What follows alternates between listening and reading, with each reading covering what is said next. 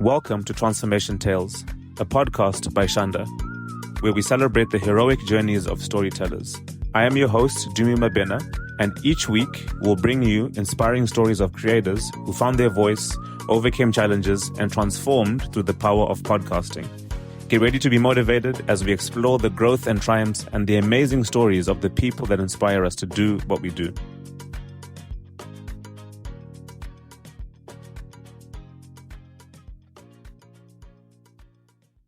Victoria, thank you so much for taking the time to speak with me today. How are you?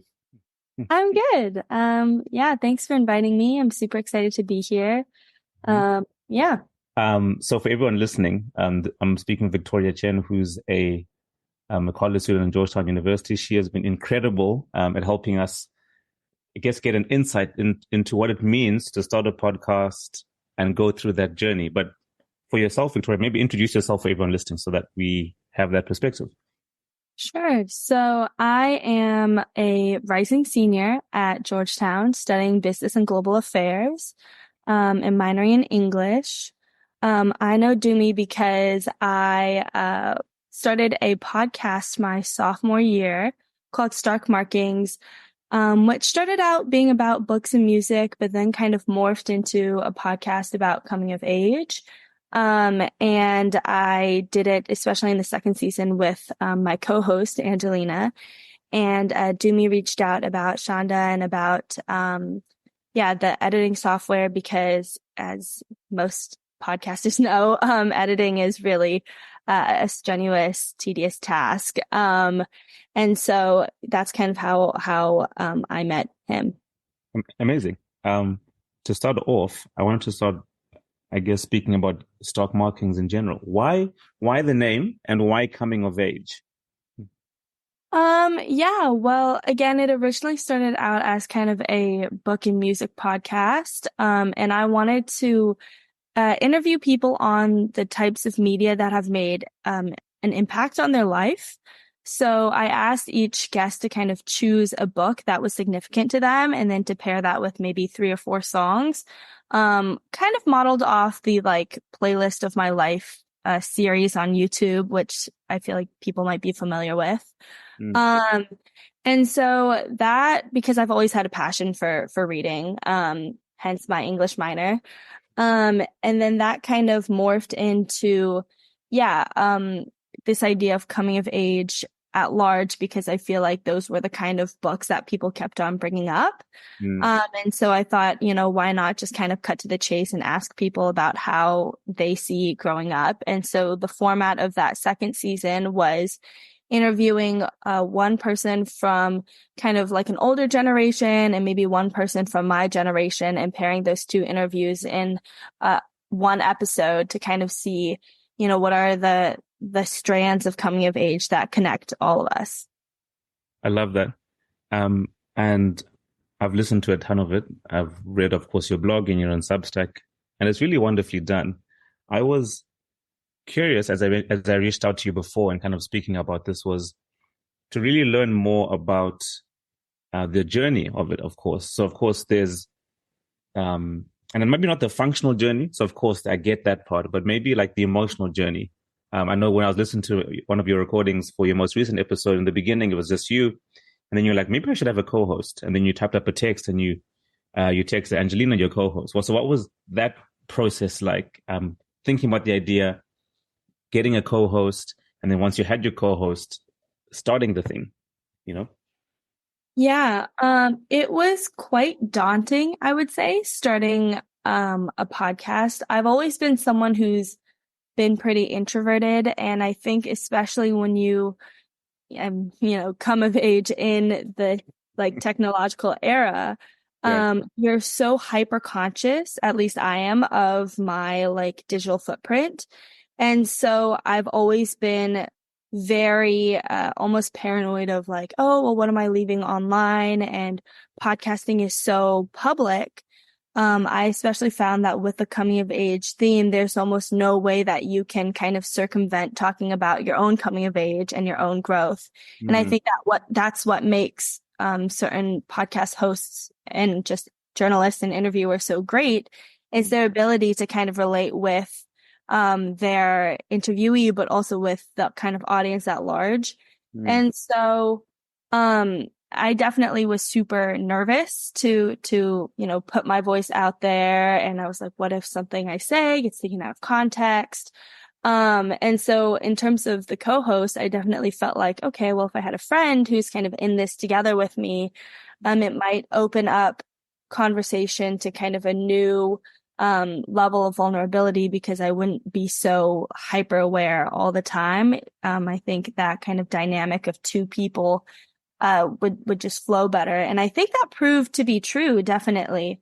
And it was also great to be able to kind of talk about, what made us nervous or what made us afraid, and just kind of shed some light on it.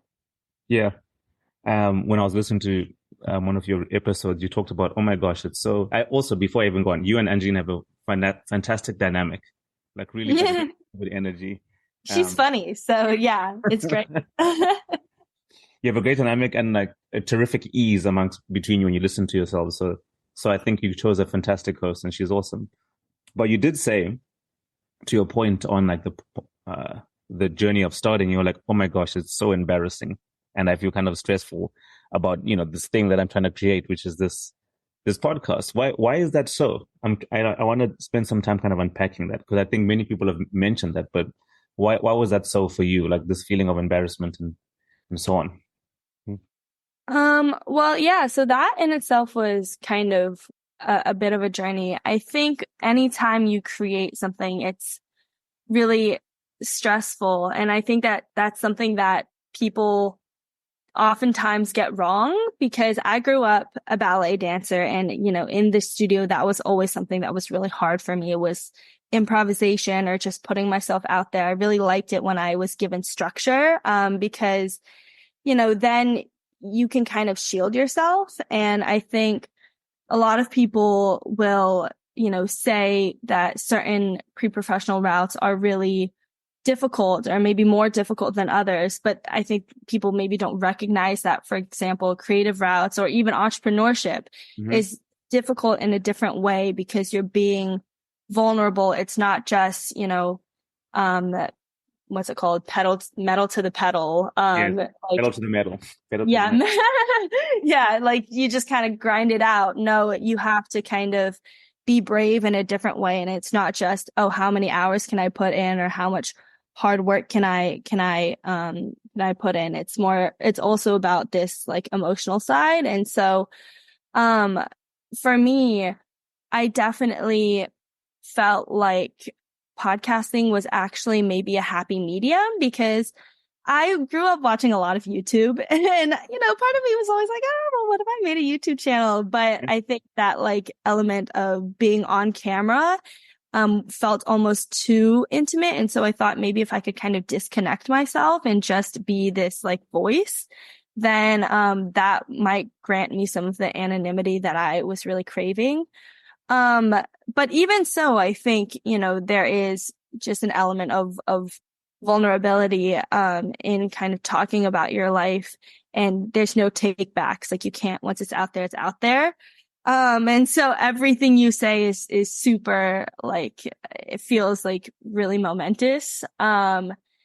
And yeah, and I definitely, before I found Angelina would find different ways to kind of cope with it. And I would, read up on different forums and ask other podcasters like how they were dealing with this anxiety. And even through those channels, I got lots of great feedback. And I read, some pieces of literature that kind of helped me with that. Mm. And yeah, I think, that's also a great avenue too, is looking for online communities. Resources. Yeah, it's wonderful. I think you mentioned something, a book, like you read a book, I think it's called Our In Fear, something like that. Yeah. Yeah. That was recommended to me through like a podcasting Reddit forum, which I would go to for editing tips because I didn't know how to do it. And yeah, I also found myself kind of opening up on there and being like, hey, I really don't know how to deal with this. I want to keep making this thing, but it's, really scaring me. And yeah, that was a book that was recommended, I think, Art and Fear. And I remember listening to it like in the school cafeteria. And I feel like that book definitely gave me a lot of courage to just try things. And another book that I actually just finished recently, which kind of spoke to the same thing, is a book called Animal Joy, uh, by Noir Al-Sader.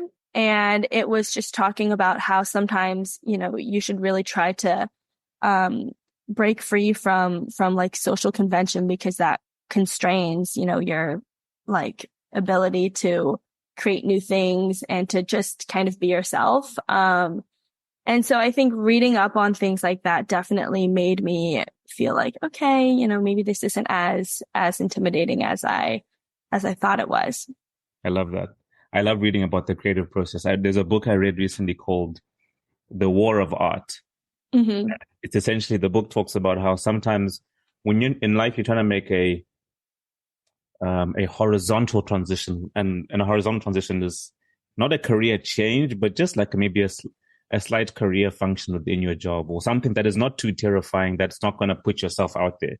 But when you're trying to make a vertical, like you're trying to like break out into like a new dimension, and that might be creating something new, starting a business, or writing a song and playing live somewhere. That is, it's like the demon or something inside of you, or the world just, it feels like you're trying to be suppressed on a particular level. So it talks about when you're making art, it's literally like feels like war internally, because your spirit is saying publish or get this thing out there.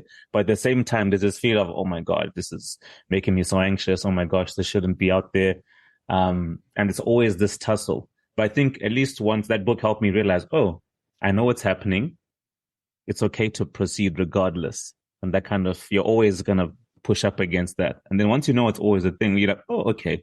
So often for me, when I'm about to like release something and I feel like resistance, I always, okay, then I get a lot more energized because like I have to push back against it. Like I know I have to push back against it. And I think probably these books talk about the same thing, which is there's always a bit of an inner fear and a bit of tension inside. So I'm glad that you took the time to study it and then, of course, overcome it. So my next question is, yeah, creativity and the creative process. You both speak about that a lot in a lot of the work that you do. Why is that important as a subject matter? What interests you about that, and why is that important subject to speak about? Just kind of creativity in general. Or the creative process. Creative process. Yeah. Well, I think everybody kind of engages with creative processes in different ways. And I think it's important because it allows you to kind of be honest with yourself, and it allows you to kind of get to know yourself, because I think a lot of times we don't really know who we are. And so, digging deep into that and figuring out, oh, what are things that I actually enjoy? What are things that, what is the motivation behind why I'm chasing this goal or X, Y, Z? That in itself is like a part of the creative process. And I think, even in like very traditional senses of like looking for career choices, like there is an element of exploration and creativity to that I think a lot of people just bypass. And I think, you can kind of shortcut your way to being content in your job if you do some of that work beforehand. And if you kind of realize, yeah, I'm a very ambitious person, but how do I actually want to channel that ambition, or what actually makes me fulfilled and why does it make me fulfilled? Mm. I think once you kind of think in those terms, that, in itself is like the creative process in my view. But it definitely, I think there are definitely many different avenues that creativity takes. And it doesn't always have to be this grandiose, like, oh, I'm going to be a novelist. Like I always liked writing, but I never, I think maybe one day I will write a book, but I never wanted to be like a novelist or a Mm. journalist or, you don't have to be a dancer or an actor or whatever. You can kind of express yourself in small ways and experience creativity in small ways. And like you were alluding to, kind of face that inner conflict, Mm, in your everyday life. And I think that actually strengthens your ability to kind of be true to who you are, even in scenarios where you face pressure to kind of be something else. mm, And so, in terms of like the creative process, I definitely feel like even small things like, posting on social media, that can feel really daunting, but kind of just taking ownership and being like, well, this is my account, like whatever. I can post like a picture of, I don't know, like a flower if I want to. Like it doesn't have to be this big thing, or even like, oh, hey, yeah, I feel like this item of clothing is a little bit out of my comfort zone, but I'm going to try it on anyways. I think like those tiny things can kind of strengthen your creative muscles like every single day. And so when it comes to making, like you were saying, big life choices of, oh, okay, I want to jump vertically, or I want to dive into a new industry, or I want to start a new project, like you have to be able to have this, store of energy built up that you can kind of activate. And that comes with engaging with the creative process in different ways every single day. I love that. I think I empathize with that so much. I feel like creativity is like a muscle, and the more you get used to exercising it more, it only enhances your creativity. The more you get in the habit of creating and also shipping stuff, like publish it. It has to see the light of day, and you have to live with that out into the world. And the more you do that, I guess, not that it becomes easier, but you become stronger in how you I guess deal with those inner conflicts. Do you find that, I guess, help having your podcast helped with that, like that process? And if so, how so? Yeah, definitely. I think having a podcast, more so, I think it helped me kind of identify the pain points. I don't know how much it helped me in resolving those pain points, but I think, it made me realize like, wow, I am a lot more timid than I thought I was. Ooh, Um, say more. Say more. Yeah, because I think, when you have an idea in the beginning, you have all of this energy and you think it's going to be amazing. And then you start running into like obstacles. Like you get hit with the first one and then the second one, and then you realize, oh, this is a lot of time and like whatever. And so I think, again, to the emotional side of things, I didn't really realize how that was going to kind of be an obstacle in producing this podcast. And so I feel like it helped me identify, wow, okay, these are the places where I'm like really embarrassed to be creative, and maybe I should, continue to work on them. Um, yeah. Yeah. But at least I think people don't often talk about courage. I think often you still have the courage to continue and to keep, I guess, producing. So what I also want to talk about is your writing. I think you're a fantastic writer as well. Were you a writer first before you started dabbling in audio? And explain to me about the dynamic between both of those mediums, like the written word and the spoken word, and dialogue, etc. Yeah, so I primarily grew up a reader. I loved reading. And then I remember my mom told me, she was like, you can't make money reading. Maybe you should try writing. Not that you can really make that much writing. But yeah, I definitely realized in school that I loved writing. I've always liked kind of analytical writing more than creative writing. But again, part of me wonders if maybe that's because it was a little bit easier to just be analytical rather than, try to come up with something that was actually that I was actually proud of creatively. Um, but yeah, I think that, writing kind of again provides another like layer of privacy too, because your voice is so personal. And I think again that almost could kind of ease me into like doing the podcasting thing. But even again, writing on its own, having a Substack or writing a newsletter is still kind of a big leap on in its own right. Um, but I definitely feel like writing was kind of something that I could like almost was kind of the first step in me kind of identifying, what felt honest and what felt true. And then I feel like from there with the podcasting, I would almost apply the same lens or the same process to podcasting too. And even now, like when I talk to Angelina about it, or when we would kind of debrief how episodes went, like we always knew. We were like, okay, well, that episode was kind of bad. And we knew that it was bad, not because, whatever the spacing of it or the cadence of it, but because we knew that we didn't really say anything. Like we were just there for 30 minutes and then we just left. And so there were like one or two episodes that we felt really good about. And that was because we both, I think, knew subconsciously that like, we had actually tapped into something, or we had actually, like reached a little like nugget of truth or whatever, which was kind of the whole goal. But that is something that takes a lot of finesse and it takes a lot of work. You have to be able to like recognize when something is authentic and when it's not. And again, I think that writing definitely helped me get there, because even in analytical writing, like, when an essay is BS and when it's actually good.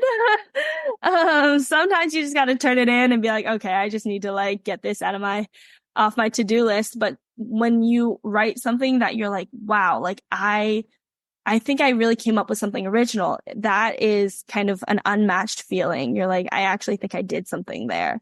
And so I think that process lent itself to podcasting, because I could tell when certain episodes were of quality and I was like, let's try to replicate that, or let's try to kind of get to that feeling again. And which episodes were maybe a little bit more of a miss. Wow. It's funny when you speak and it's triggering so many different ideas in my brain. But I think the thing that you really touched on, which really sparked my interest, was this idea of being honest. Both, of course, in the written form, but then also in the spoken word. On that particular subject, when something isn't honest, do you still ship it anyway? Or Yes.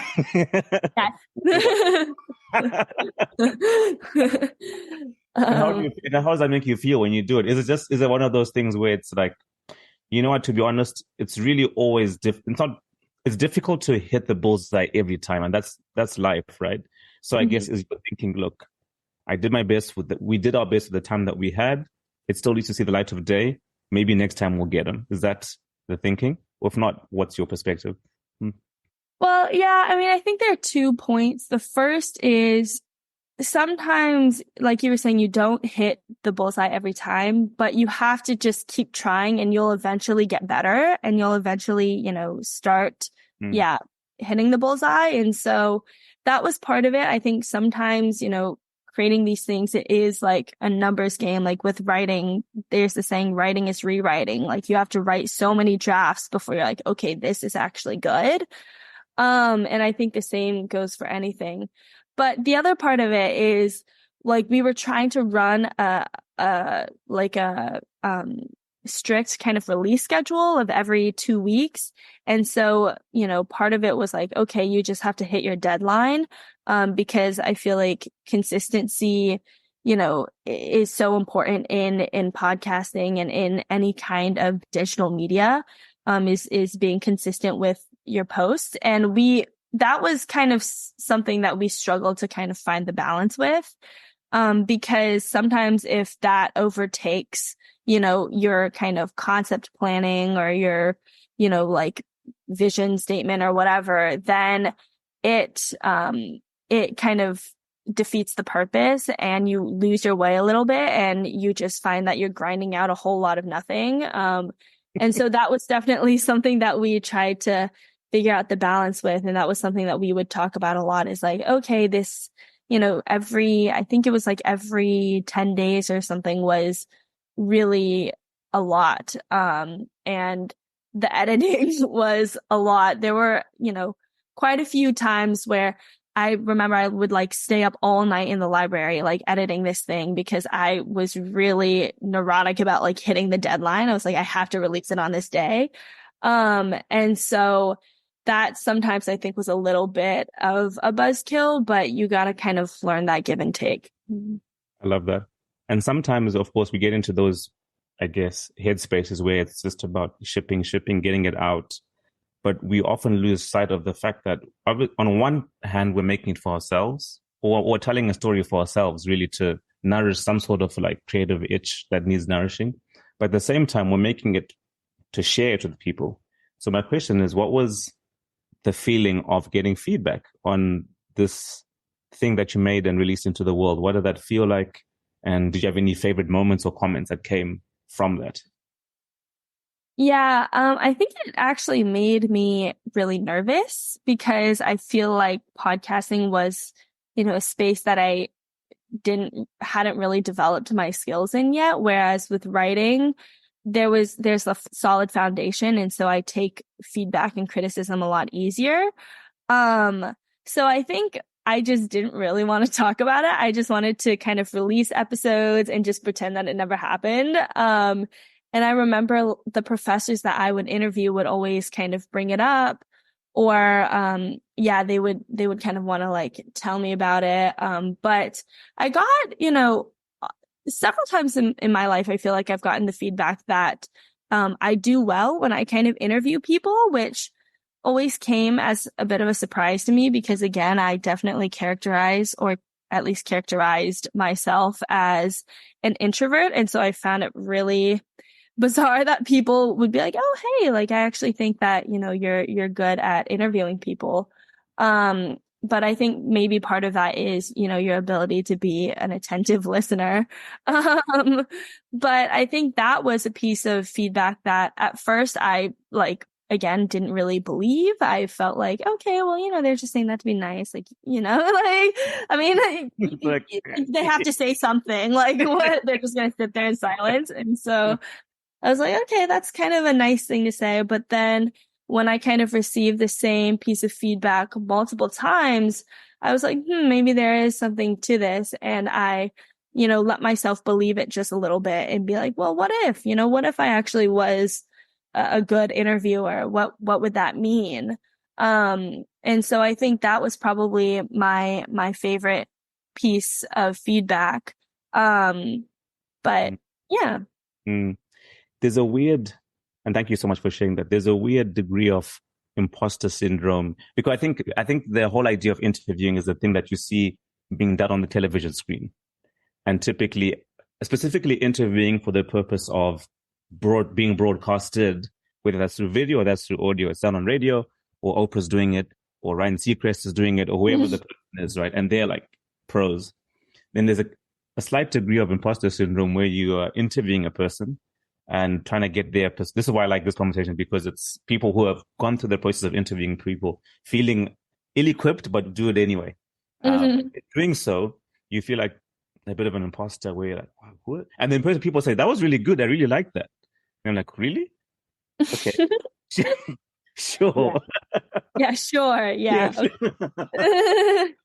But yeah, it's weird. I think the thing that keeps jumping out to me, like there's often this constant process of leaning in, getting positive affirmation, shrugging it off as if it didn't come. But even the person meant it. And then eventually on the third or fourth time, you're like, maybe I'm not bad at this thing. But if I am decent at this, what does this then mean? And and you have to kind of lean into that and try and figure out what you're going to do with that newfound information. But I guess my next question is, do you feel stronger? And I say that because, in the beginning you said, man, I started out at this endeavor. Angelina and I went about doing this. We had a little bit of imposter syndrome. We felt a little bit embarrassed, sometimes anxious, but we still went because there's something there. You keep going through the process of grinding it out, editing, publishing, grinding it out, editing, publishing, but you kept doing it. So I guess, did you feel braver, stronger? Did it give you anything, or was it purely just the opposite? That's the question. Yeah, I definitely think that it made me stronger. And even as, you were talking just now about the process of interviewing, I realized that there was an evolution in my interviewing techniques, I would say, where in the beginning, I was very dead set on like no camera, just audio. And I would cold email people, never seen them before, and I would just send them like a link to kind of just hear their voice.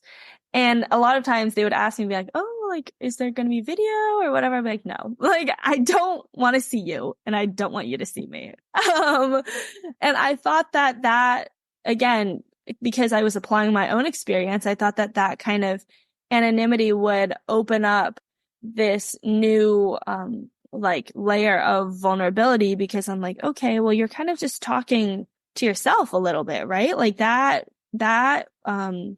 in my mind, logically meant that, you could open up a little bit more. But I found that to be really untrue. And I found that people really wanted to be on video and they kind of wanted to like see me and have a conversation, which again, really scared me, because I think, again, that means you're actually meeting a stranger, and you're talking to someone for the first time.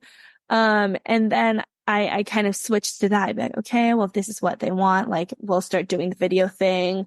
And then from there, I got a little bit braver and would even do like in-person interviews. And that I think was a big jump for me that I didn't realize until I looked at it in hindsight, was kind of the ability to cold email people or like reach out to people who I haven't spoken to in a really long time and be like, hey, do you want to just, sit down and have a conversation?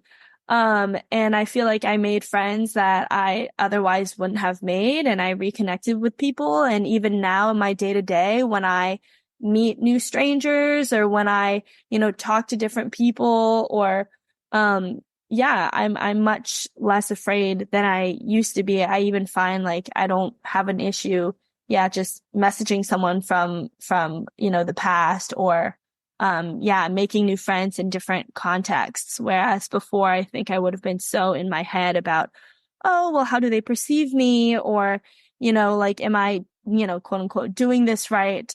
Whereas now I'm more like, yeah, conversations don't really seem that scary. Even this conversation, I think, a few years ago, I probably would have been like, no, I don't really know if I want to do this. But now, I don't know, conversation definitely doesn't seem as intimidating. You're just kind of talking to someone, and conversation is easier to navigate now, I think. So completely. And sometimes, and thank you so much for sharing that, sometimes I forget about that until I sit with a person that's never done it before. And that's when you're interviewing someone, and there's always like a high degree of nerves in there. Was that okay? Was that okay? Yeah. And you're like, of course it was, but you've gone through it so many times, it becomes not second nature, but you become more familiar. Whereas the person who's even just being asked questions is always like, I don't know how I did. Did I do all right? Which is kind of funny realization. I don't know if you felt the same way when you interviewed people as well. Yes, and I definitely feel like as an interviewer, you have to have so much compassion and you have to be so in tune to how the other person is feeling, because then you can see, oh, this is a question where I can push a little bit more and they'd be willing to talk. And like, this is one where we should just move on. Yeah. I feel like, it's definitely enhances your people skills so much. I guess my last couple of questions would be, what advice would you give to yourself in the beginning? And the last question will be, what advice would you give to anybody that's listening that is either starting or going through the process of thinking about it? So to yourself, and then someone who's thinking about taking the leap to start. I think, again, to kind of bring back some of the themes from earlier, advice to myself would just be like, keep practicing those, like little moments of creativity when you can, whether that is, through, like I was saying, trying a new, item of fashion or posting on social media or whatever. I think that just would help me to just not be so afraid, in general. But also just realizing, I guess, to have patience and to be patient with yourself, because part of that I also recognize just comes with, growing up, and to just have patience with, the level of development that, you're going at. Everyone kind of has their own pace. And sometimes there are things that, you can't really force no matter how much you want to. And to kind of respect your own timeline. I think that would definitely kind of dispel a lot of frustration, that I might have felt, at myself or at my progress. But in terms of for people who are just starting out, I would say definitely kind of find a community if you can, of not just people who are in podcasting, but people who are pushing themselves to try new things. And it doesn't have to be in traditionally creative or not creative ways. I think making friends that really inspire you in different ways, allows you to kind of reach your fullest potential, because you're like, oh, well, I didn't know you could do that. And you know what? Maybe I'll try doing that. And, the number of friends that I've had who, have started their own newsletters, or who have written full out novels, or who have, even just like taken up, different, I don't know, hobbies, crocheting, whatever.